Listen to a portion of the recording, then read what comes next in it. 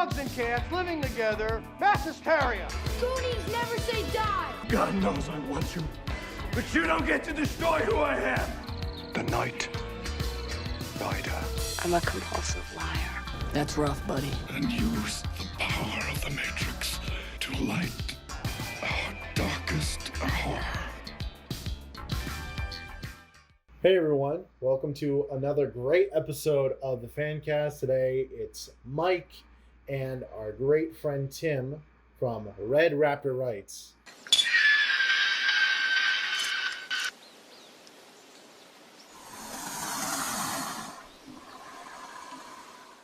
Hello everyone, and welcome to another Red Raptor Writes. Hey guys, I'm Tim from Red Raptor Writes. This guy's good at introductions. I'm Mike from, I don't have a channel.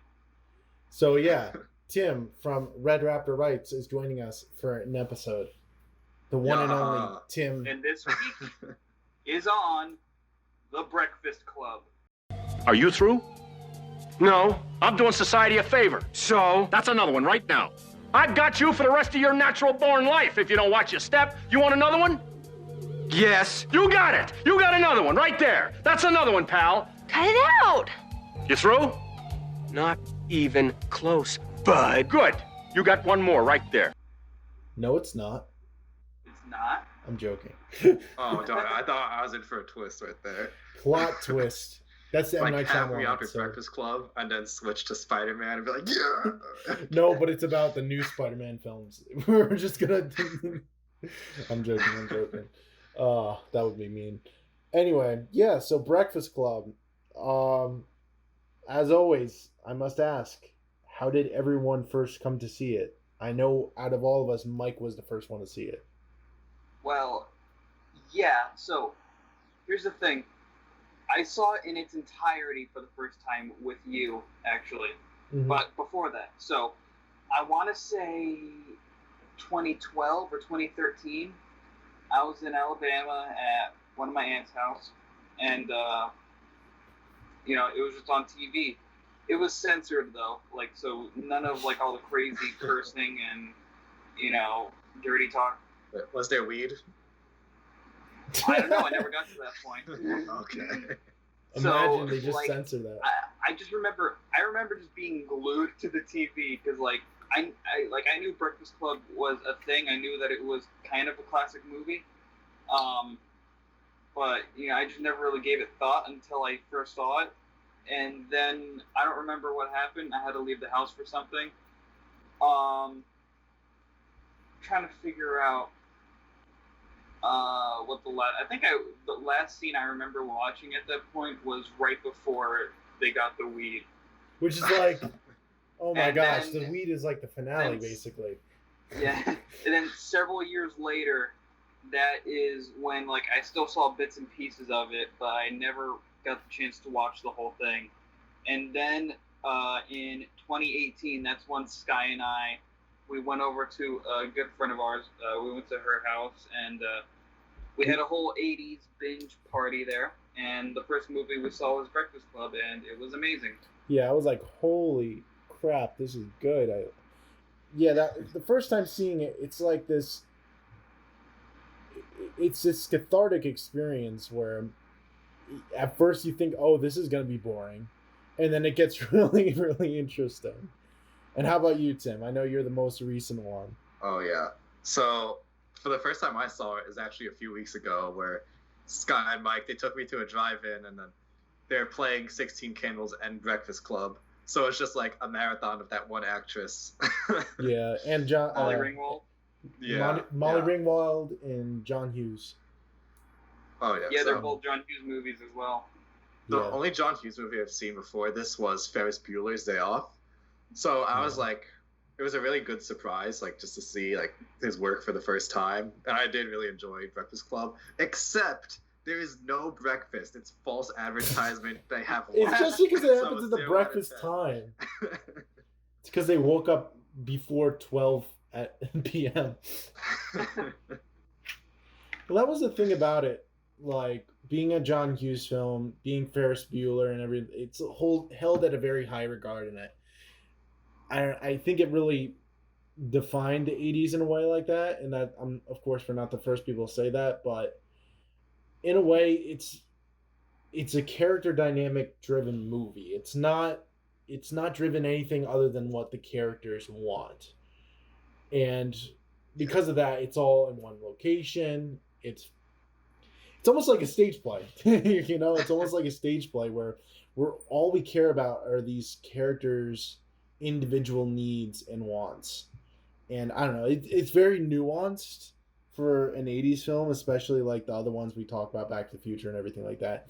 Of course, they're great movies, they're very nuanced, but it was very one of a kind for the time period. Yeah, that's something I noticed with these movies. It's not like a typical movie where it has a structure and the characters are maybe in service to the plot. For what we saw, 16 Candles and Breakfast Club, and probably Ferris Bueller also. The way it's like just someone's day and just like their life and what's going on in the lives of these youths. Yeah. So it doesn't fit like a typical story format. And their journeys are very specific. It's just like, here's a point A,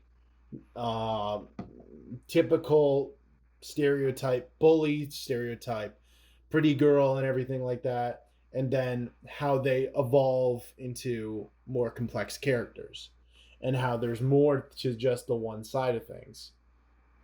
And yeah, it's character journey wise, like absolutely fantastic. And the way it's good. Got to give a lot of credit to John Hughes for even, still being able to write a compelling story, even with all those different characteristics of each character. Oh yeah. Just having all that mesh into one. It's a really great achievement. And like going back to what you said before, like many people have said, this movie defined the 80s. I totally agree. It's like right up there with Back to the Future, in my opinion, as movies that define the 80s. Those two movies are the 80s. Well, here's the other thing about it. Speaking about it being in the 80s, a lot of people try to say this is the Gen X film. This is the big film. This is what defined Gen X. But I would disagree with that because this is my point of view that I've saw it. The film starts off with a quote from David Bowie, obviously. These children that you spit on as they try to change their worlds are immune to your consultations. They're quite aware what they're going through. Which from Changes. I love Changes. It was in Shrek 2. It was great. But just that definition, the film is not coming into it saying like, it's specifically this generation. It's saying that teenagers, in general, young people, are like, there's always going to be an underestimation for them because for the others who lived longer, there's always going to be gatekeeping for the people who are like, I had more experience than you, so I know everything. But you don't really understand each person's individual journeys. You don't know what people are going through when they're back in high school, because high school is not the same high school that you've gone to when you're a kid, no matter what era. And so there's these two conflicting ideologies between the principal and the janitor, where you see one's like, oh, it's the kids that change. These darn kids these days, they change. And it's like, the other one's like, no, the kids haven't changed. You've changed. Yeah, they always become their parents. Yeah. So, that was their biggest fear. Yeah, it's good that, like, even in the 80s, people noticed this. That that's not like the generations are getting dumber by the minute, because that's like what you said, the gatekeeping. It's always the older generation that's going to look down on the next generation like, oh, they're not as good as we were. Yeah. But then they don't realize that they just turned into the previous generation who was also saying that about them. Yeah. It's always going to be like that, no matter what. And that doesn't mean don't hold accountable for certain people in certain generations. Like, terrible things can be done no matter what the age. But I think, like, generally it seems more from a standpoint of these kids are going to run the world one day and they're going to run into the ground, And I don't know, like, it's fine coming from a lot of perspectives, but when you're just saying that just because you're born out of a specific generation, it's a bias, you know? And Yeah. I don't know. It's really interesting how it approaches it, because it's like, oh, you think you understand what kids are going through. Here are five characters, five of them, each with their own. Five. Wait.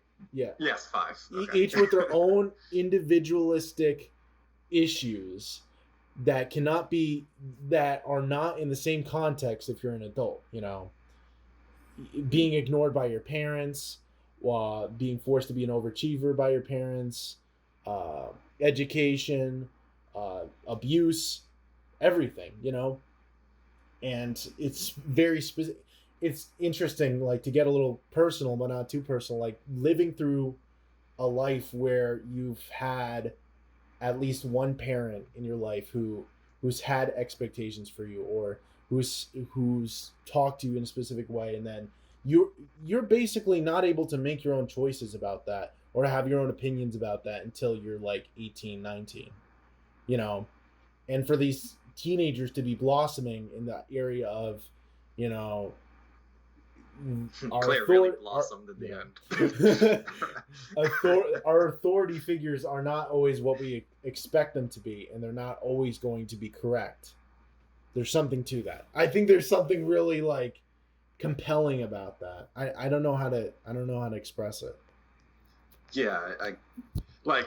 It's like very personal, so it's not like you don't want to like, here's my entire life story on YouTube, but then like at the same time it's supposed to be like a really emotional, deep kind of movie. Yeah, where you're exploring the characters.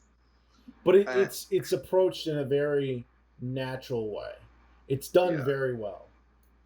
I think there's something for everybody in this, like something that everyone can relate to, because they have like 5 different stereotypes here. So I feel like everybody, maybe at one point or another, can relate to one of these characters. Yeah.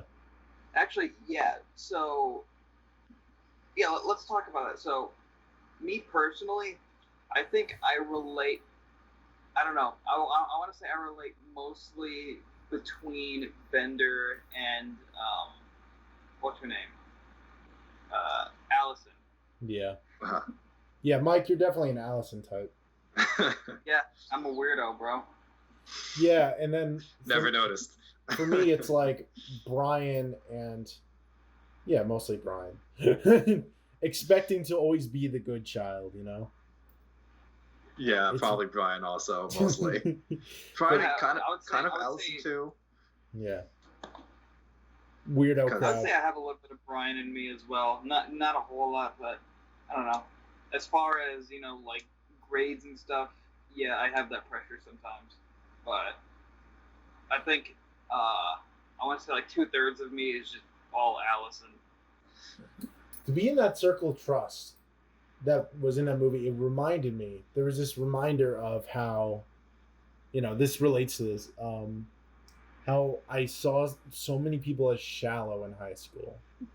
Like, I was kind of the weirdo looking in like this. These people are not, you know, everyone was so shallow to me. But then you look past and you're like, you know, people are literally living for these cliques, these groups, you know, and after that it's going to be over. And I don't know. It was like I said, cathartic in a way to watch it when we're graduating high school, and I'm like, maybe I was a little too harsh on everyone because everyone was just trying to fit in some way or another, even trying to fit in by not fitting in. I always felt like when I was in a group, I was a little uncomfortable. When I was outside of a group, I was a little uncomfortable. High school in general is very uncomfortable because you're still finding your place. But the thing is, what you learn as you become an adult is that some people double down, like the principal did. Some people double down on like, oh, everything's better now because I'm an adult. I have responsibilities. I have a car, you know, and everything. But what I realized is that it doesn't change the fact that, you know, teenagers are still just as confused. You know, there's still so much about the world that not everyone knows about. Everyone's confused about. It's not that much different, and to just look down on someone, it's like, oh, you're younger, you didn't go through what I went through. It's like, just because they go through what you went through doesn't mean they don't know what it's like to feel pain, you know? Personal stuff aside, like, in general, the film just approaches all the characters in a very, like, tasteful sense where each one, there's no reason to like any of the main characters at the beginning. Like, all of them are kind of jerks, and then at the end you're like, you get it, you know? Mm-hmm. Especially Allison, you're like, okay, if she drops her backpack, I'm leaving this theater right now. But yeah, I had a kind of different experience in high school, so I think it'd be interesting to contrast it. Like, I kind of didn't belong to like any clique. Maybe like if I hang out with people, it'd be like people kind of in the middle who you wouldn't really, you know, the memers. Okay, yeah. That's pretty much it. So like I was able to like talk to people from every walk of the high school. Like I didn't really have too many boundaries in terms of who I would talk to, like theater people, sports people, like the people that everyone hates. I think I'm in the same boat as you, Tim, as far as my experience in high school goes. For me, it was more, people were more in cliques when it was in middle school and maybe early high school, but like in the last, so like I went to a private school, so like the last like 2 years, it was just, I was just pretty much just talking to whoever. I never really belonged to any clique or anything. Well, that was the other thing with me. It's like weirdo to hero kind of situation where at the beginning I never rejected the idea of other cliques and other groups. I was just always in the weirdo crowd at the beginning, so no one listened to me, you know. And then I'm like, and then when I got into a good middle after doing some school plays, after doing different things, I was like, oh, now everyone talks to me. But then I started overachieving. I started working really hard on my film studies and like making sure I got my I got internships and stuff like that and working on that. Then I was like unreachable to people. Then it's like, oh, he's too busy for us, you know, and that really stinks. And that I don't like that concept of just because people have different varying levels of what they're going to be someday in high school means that they're automatically predisposed to not talk, because it doesn't matter. Yeah. Thinking of, oh my gosh, this reminds me, talking about film school, talking about I did a after school program through high school, and one year my lovely teacher decided to do a really creative idea and do fan films based off other properties, and I did fan fiction to class. Okay. Yeah, exactly. But that's how I did my Scarecrow project, which is on my channel. I don't know how well that hold up. Hopefully there were no Sonic fans in class. No, but this is where it gets funny. Someone decided to do a Breakfast Club one, but they're in the PM. And this is right after, like, I knew a bit about Breakfast Club at the time. Like, I didn't watch the full thing with Mike yet, but I knew a little bit about it.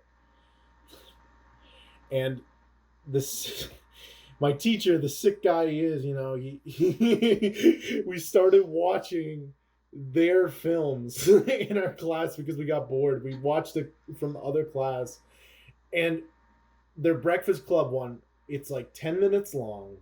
You get introduced, like it's the same setup. Principal, each kid in the cliques being mean to each other, but then like out of nowhere, the guy who's supposed to be Bender gets locked in the closet. Like he does, but then everyone else is like, let's go get him out. They get him out, and then they walk away, and then Don't You Forget About Me starts playing. There's no character development. They don't even talk to each other. It's just, let's get this guy out. And like, did they ever even actually see the movie? I don't think they did. It's just, my god. Honestly, before I watched it, I thought it'd be about like kids who had breakfast in class. I didn't know it was about kids in the Bro, detention. well, they do have lunch. breakfast in class. That does happen in the movie. Well, they have lunch. Yeah, so it's like I was not expecting that. Well, I think a little off topic, but still high school and everything like that. We were talking in the group chat how high school PSAs and videos are the funniest things ever, are the best things. Like everyone knows the one put y'all seatbelts on where the girl goes flying through the window. Oh my god, I didn't see that one. I was ripped. Wait, you didn't see that? Okay, I'm gonna share screens. Oh no. No, I'm gonna leave this in the video, the audio. But for those who have seen it, it's beautiful. I'm gonna leave the audio in right here of you just reacting to it. I don't care. Yeah. Always buckle up. That's what it's called. I'm so scared right now. You better be. All right, ready? Here it is. What y'all finna get into? Nothing. Well, let's go to the mall. Like all right, I'll drive. Put y'all seatbelts on. Psh, YOLO.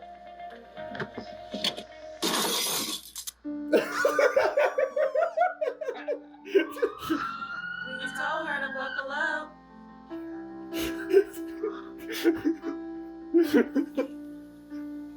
Always buckle up.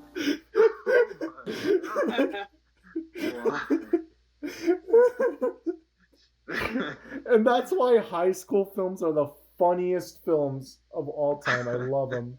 Oh my gosh. Yeah, also, wait, what about RetroCon this past year? Sky, who did you go as? I went as John Bender, baby. That was fun. That I was really fun. But no one got it. I didn't have the full costume. No one got it. Everyone's like, "Are you the guy from They Live?" Yeah, everybody said that he was the guy from They Live, which Roddy Piper played, and he was just, Sky was upset. Well, that's because I didn't want the only thing you needed left was the jean jacket, but I don't think you had it on you, right? Yeah, I didn't have any jean jacket. I didn't want to put on all the layers, but I had everything: the trench coat, the scarf, and everything. I didn't want the layers. Wait, I'm sorry. I know we're going back to it. You gotta go all in on the costumes, bro. I do. I know we're going back to it. Just one more time. Just one more. I have one more story about high school films. Wait. Okay, no, you go. I know it's a little divergent, but let's just say it loosely relates to Breakfast Club. Before Into the Spider-Verse came out, the best Spider-Man. We'll do an episode on that at some point. Mm-hmm. All right. A Miles for the Morales sake of the story, I'll just agree film. and nod. You know what? Okay. You know how in Into the Spider-Verse, when Spider-Man dies, it's this big thing, like the whole world reacts. It's so sad. Guess how the student film does it? Two dudes in a classroom. One looks at his phone. Yo, Spider-Man just died. Oh man, that's awful. That's it. I'm not even joking. I had to keep myself from bursting out laughing. And when I saw Into the Spider-Verse in theaters, all I could think is when that scene happened is, yo, Spider-Man just died. Oh my gosh. But tying it back into the Spider-Verse, everything like that, teenage dramas. Would we even have like all these like 13 Reasons Why, the OC, all these different like Riverdale. What would we even have teenage dramas without Breakfast Club? Because I think before then it wasn't really taken as seriously. What did we have, like Dukes of Hazzard? Yeah, the year, I think it was a year before that. That's when 16 Candles came out, and that was kind of a teenage drama movie, even though it was much more comedy. Yeah, but like there were a lot of like dance movies, like rock and roll dance movies of the 50s and 60s, but I don't think every like drama. Even Grease, for as dramatic as it gets sometimes, it's never like, oh, teenagers always happy. Teenagers always have it figured out. It was like, what, like the only exception to that I could really think is like James Dean and like these smaller, like not smaller. I would just say that comparatively the teenage genre wasn't really a thing. So I guess in a way we can blame Breakfast Club for the success of like Twilight and stuff like that, because we wouldn't care about teenagers' feelings. That's an insult. But think about it. We wouldn't care about teenagers' feelings if it wasn't for Breakfast Club. True. Oh boy. But I feel like what makes Breakfast Club work is that it's not all just like, oh, I'm so angsty. Oh my gosh, my life is so... I don't know. It felt more like students naturally getting to know each other, like dealing with normal family problems that people have in life. It's not like, oh, I'm in love with a vampire. Oh my gosh. Well, that's the other thing. It's like it felt very natural and grounded. There is a love triangle, but it's not like a stupid love triangle where I like her, but she likes something else, and she's pregnant now, and then I like her, and then oh no, you know, it doesn't get like that. It doesn't. It just works, you know. It's very to the point about it. Which, you know, even though high school is full of drama, really helps that it's a very basic premise. Oh yeah, just the whole detention aspect. But the complexity happens in the personal issues, you know. Like there's always the show don't tell rule with film, but in this, like, you get hinted little visual elements here and there, and then when they finally tell, it's like. It's satisfying, you know. It's very satisfying to see why each person got there, you know. And it's kind of like comparable to a murder mystery, like 12 Angry Men. Like, why are all these kids in detention? Like, the only one you really know about at the beginning is Claire. Like, Claire's like, oh, just don't do it again. And it does. It's like, oh, okay. But then at the very end of it, you're like, now you start to, a part of them is like, you understand a deeper side of each person, and that's the whole idea of the story. It's very simple, and I think it works. I don't know what else to say in that regard. It just works in that way. Yeah. So something else that I think would contribute to that is because a lot of teenage dramas kind of just play into the stereotypes. This is like, okay, they're seen as stereotypes, but like this is what's really going on in their lives, and this is why they're like this. Yeah. Exactly. We're going to take a quick commercial break, and we'll be right back. Raid Shadow Legends. No! The following announcement has been paid for by Morning, Noon, and Night.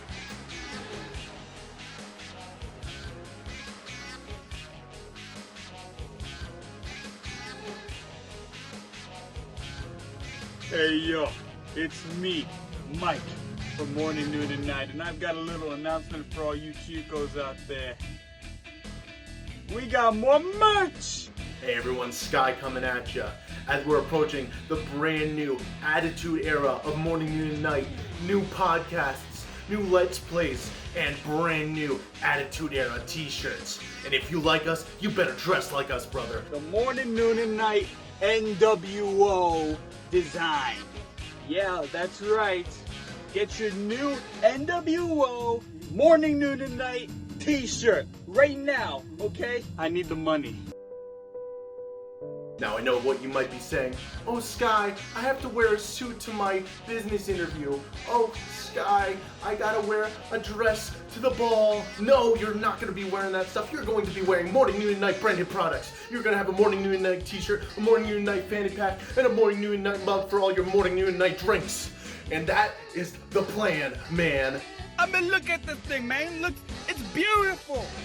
Who wouldn't want to get a t-shirt with this design on it? The Morning, Noon, and Night NWO t-shirt. Look at that beauty right there. Look at that. Look at that. Because we got the black and white. We got the black and red. And we also have the Morning, Noon, and Night color scheme. Ooh, yeah. Woo! So go to the link down below, buy all of our products, and dress for success. The Morning, Noon, and Night success for the Morning, Noon, and Night Attitude Era. Morning, Noon, and Night, signing off. The preceding announcement has been paid for by Morning, Noon, and Night. And we're back. So, Mike, you said you had a question for us? Oh, yeah, so I have an interesting question. So we know there's never going to be a sequel or a remake to this movie. Hopefully not. Please, Hollywood, don't even touch it. Where do you guys think that the characters in the movie go after the events of detention. Well, I think kind of like Cameron in Ferris Bueller's Day Off, it's kind of left ambiguous, but honestly, just my prediction off the top of my head, Allison lives in an abandoned house for the rest of her life and sells things on eBay. Claire lives in a penthouse and starts becoming a jeweler after her family loses all their money. Brian becomes an architect. Okay, I can see it. I can see it. Bender actually works at a I would see like a what is it, like a fishing shop next to like the side of the beach, and like beats up people who don't like his service. And who's the guy? What's his name? The last guy. Andrew. Yeah. Oh, Andrew. yeah. Andrew. I don't think gets into sports again. I think he becomes like a. I think he's the only one that I would say would become a teacher. I know that sounds weird, but it's like, you know, the whole story, the whole idea of the story is that these characters, just because of their stereotypes, doesn't mean they grow up to be exactly who they're supposed to be. So I could be 100% wrong. What do you think, Tim?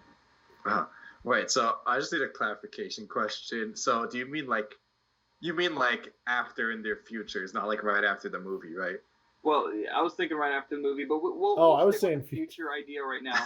We'll stick with the future idea right right after now. And right after the movie, they all get busted. I'm gonna ask you, where, like, do you think they still hang out with each other after the movie, or do they just ignore each other? But first, let's go into the future.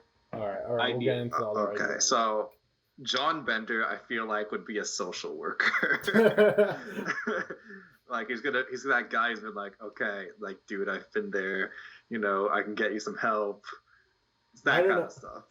To be honest, I kind of feel like he would be on the unemployment line, not working for it. You know what I mean? On the other side of it. Oh, okay.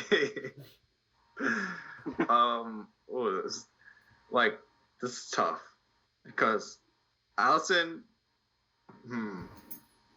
Abandoned house sounds good, but I don't want to. You know, I don't want to feed into the stereotype and say serial killer. So I'm gonna say like a receptionist or something, or maybe she'll be a public speaker and overcome her quiet nature.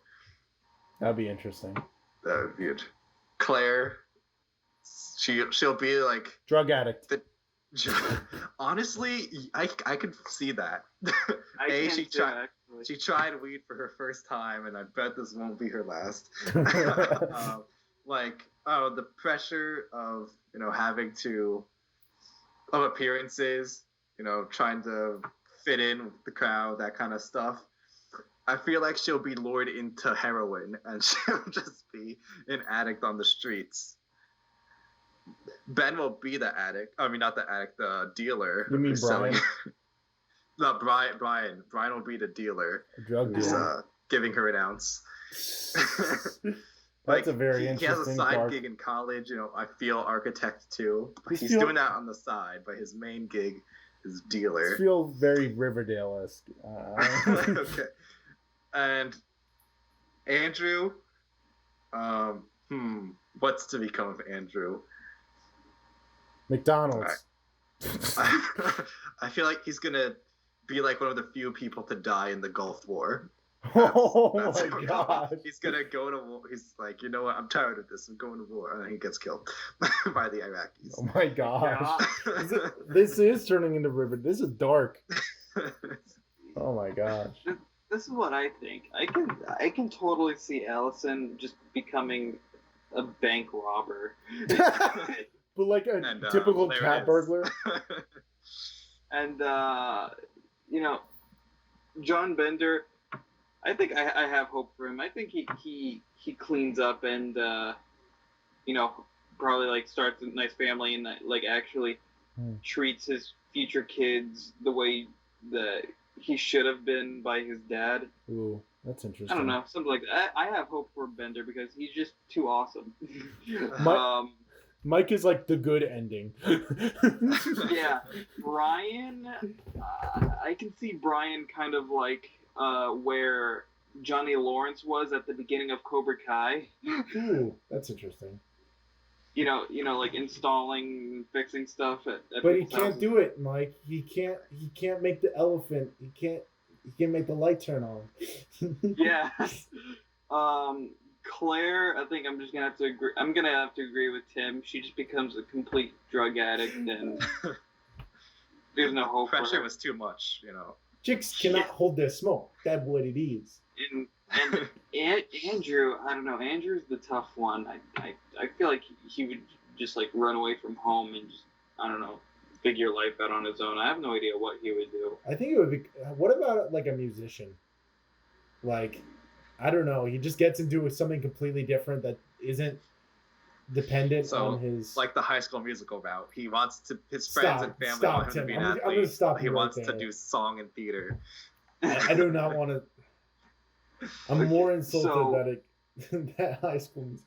But what you're also saying, like, you meant like right after, right? Yeah. So yeah, now we're gonna go to the question: what did they do right after the movie? When everybody came back to school, did they talk to each other? Did they all start hanging out with each other, or did they all just go all their separate ways? I have two ideas for that. The first one is that, like you said, the good ending and the bad ending. The bad ending first would be that I think, which is still not that bad. I think Bender would still talk to Claire, and Andrew would still talk to Allison, and Brian will be stuck doing nothing. Because Honestly, that's the continuation I was looking for, but they won't. But everyone else won't talk to each other. The good ending is that I see them like meeting together like for their own breakfast club, like making it its own club, and that's why they say it's the Breakfast Club. Like, oh, we'll just meet together, like whether in detention or not. Like, it's just a social club for people, which schools have actually done. They've made these like group therapy sessions, like breakfast clubs now, which like could be good if the school system wasn't so bad. What do you think, Tim? What do you think, Tim? All right. I just said that. Idiot. I might go for a bit darker of an ending. Oh, I feel no. like The bad ending. I feel like Brian only liked Allison for her looks. Like when she got the transformation, he's like, mean, okay, I'm into that. Let's go for it. You mean not Brian? Not Brian. I mean Andrew. Andrew. Yeah. I mean, but maybe Brian was into that too when there's going to be a love triangle. But I'm getting ahead of myself. I feel like Claire would use John, like, kind of like to break her persona, like, because her parents are like playing her against each other, like spoiling her. Yeah. And so maybe to like break her persona, she would like Yeah, date. that's what they said in the movie. Date the bad boy. Oh my gosh. Yeah, that's what they said in the movie. It's like, what would your parents think when you take me home? Yeah. And like she kind of uses him just to get them upset, I feel like.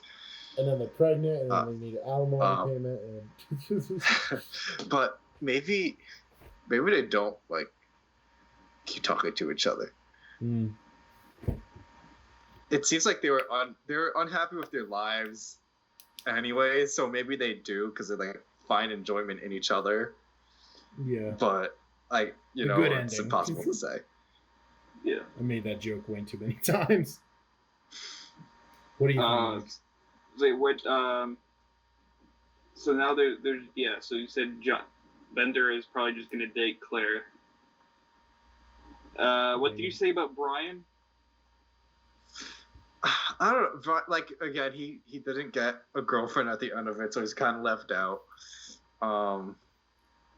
He becomes Chucky. I don't know. I can't see him just living alone forever. That's pretty much. That's awful. This is what I think. So, I don't know if I have multiple endings or just one, but this is what I think. Bender and Claire. That was just a little fling, in my opinion. Ooh. They don't stay together at all after the movie. they did their thing, and yes, you know, Claire, they organized the closet. Yeah. Yep, So, yep. and you know, and after that, I don't think Claire really, you know, approaches him ever again. Honestly, I think Claire just breaks away from the whole thing because, you know, in general, she's too tied down. I still think she's scared of what people think of her, so she wouldn't be hanging out with the, you know, the quote unquote weirdos. Mm-hmm. I think she's way too tied down at the end of it too. I agree. Yeah. So and Andrew and Allison. So I kind of disagree that he likes her for her looks because, you know, in the beginning of the movie, you can see he looks at her and smiles and well, there's that, and over also little things that she does. And also, he's the first one to reach out to her. He's the first one to question Yeah. her. A lot of people. That's I gonna can see. Yeah, here's the thing. Claire would still probably hang out with Andrew and Allison. I can see them three hanging out together. Yeah. And then Bender and Brian, I can see them, you know, hanging out together as well in some like funny, you know, some funny buddy duo thing, which I think would be very interesting.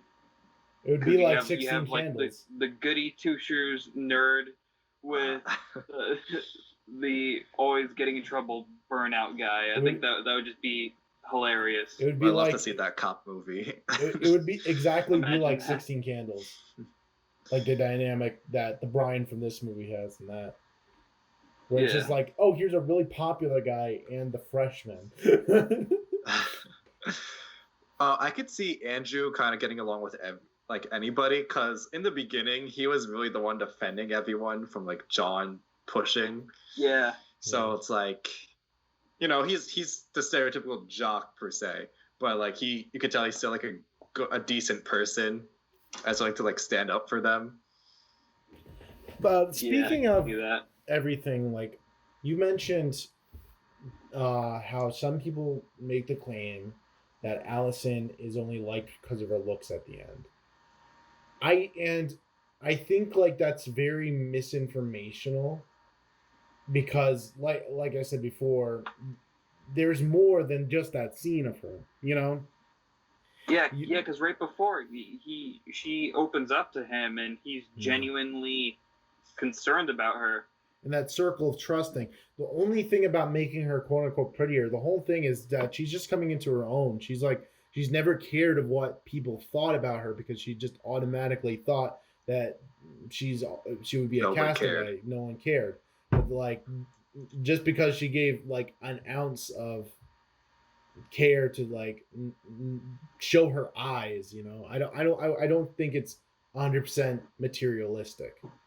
Exactly. You know what I mean? I just you know, even like I said, like in the beginning, like the first, you know, thing that she does, you know, when she goes like ha when Claire says something, and you know, they quickly show Andrew looking back and just smiling at her, and it kind of reminds me of like that was a very early sign in the beginning of the movie. It kind of reminds me of Toph in Avatar, which I want to do an Avatar video eventually, but Toph, like having that whole like, well, one, she's blind, but two, it's like not caring about your appearance or what people think.